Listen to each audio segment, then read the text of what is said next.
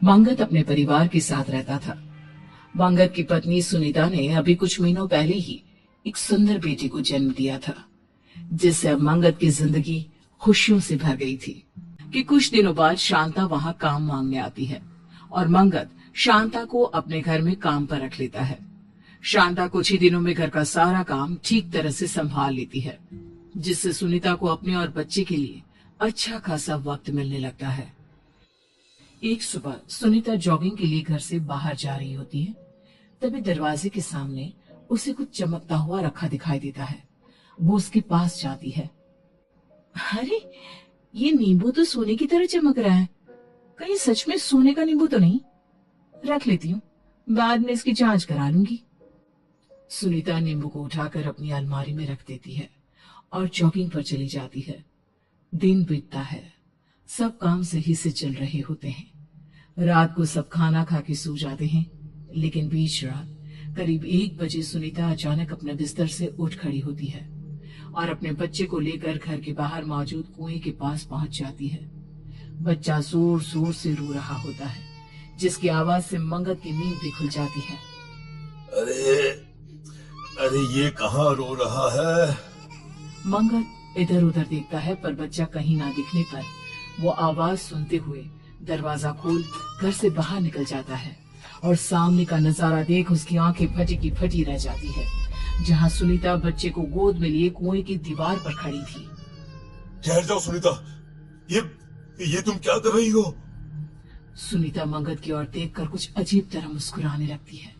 मंगत तेजी से भागकर उसके पास जाता है और बच्चे को छीनकर सुनीता को दीवार से नीचे उतारता है। तुम्हारा दिमाग खराब हो गया है क्या? तुम बच्ची को लेकर यहाँ क्यों आई? आखिर तुम करना क्या चाहती थी? मंगत ये बोल ही रहा होता है कि सुनीता बेहोश हो जाती है।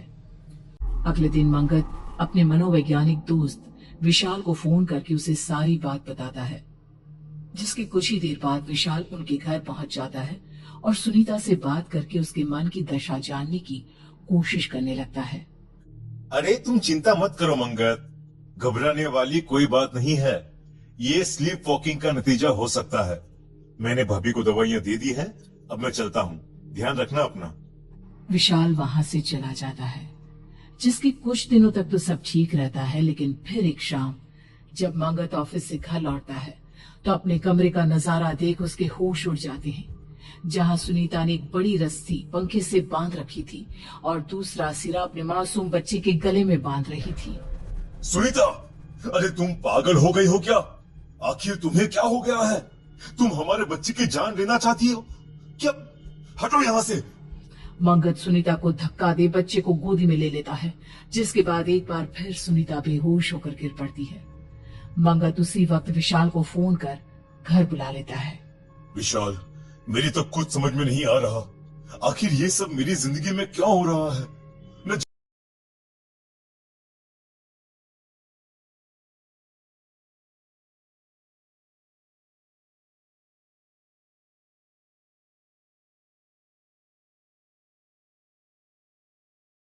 अचानक भाभी को पड़ रहे इन सब दौरों का रीजन तो मुझे भी कुछ समझ में नहीं आ रहा। लेकिन लेकिन तुम फिक्र मत करो, मैं कुछ सोचता हूँ। शांता, मैडम की तबीयत कुछ ठीक नहीं, आज बच्चे को तुम अपने पास सुला लो, मैं सुनीता का ध्यान रखता हूँ, ठीक है? बिल्कुल साहब, कोई दिक्कत नहीं है। लेकिन करीब आधी रात होती ही अचानक मंगत को बच्चे के जोर जोर से रोने की आवाज सुनाई देती है। वो तुरंत उठकर देखता है तो सुनीता अपनी जगह पर नहीं होती, लेकिन शांता और बच्चा उसे कहीं दिखाई नहीं देते। आखिर ये दोनों कहाँ गए? आवाज तो बेसमेंट से आ रही है। आखिर शांता बच्चे को लेकर बेसमेंट में क्या करने गई है? शांता ने बच्चे को खून से बने गोले के अंदर लिटा रखा था और बगल में आग जलाकर वो जोर जोर से मंत्र पढ़ रही थी। शांता के खुले बाल, लाल सुर्ख आंखें देख डर से मंगत के मुंह से एक शब्द नहीं निकल पाया। वो हिम्मत कर चुपचाप धीरे धीरे बढ़कर बच्चे को उठाने की कोशिश करने लगा, लेकिन तुरंत शांता ने एक लोहे की रॉड से उसके सर पर वार कर दिया। मर गया। अरे अब मुझे कोई नहीं रोक सकता। खून से लथपथ मंगत किसी तरह अपना फोन निकाल विशाल को कॉल लगा देता है। दूसरी तरफ मंगत का बच्चा जोर जोर से रो रहा था और साथ ही शांता बिना रुके तेज आवाज में मंत्र पढ़ी जा रही थी।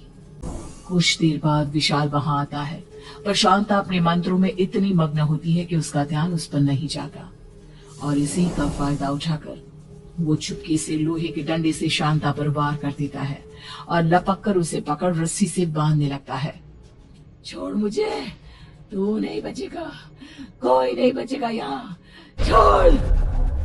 शांता को रस्सी से बांध विशाल बच्चे को गोदी में उठा लेता है। अपने बच्चे की जान बचती देख मंगत राहत की सांस लेता है। इतने दिनों से मेरे घर में जो अजीबोगरीब घटनाएं हो रही थी, उसके पीछे मेरी पत्नी की मानसिक स्थिति नहीं, तेरा काला जादू था। वो एक मासूम बच्चे को मारकर आखिर तू कौन सा मकसद पूरा करना चाहती थी? कौन सा?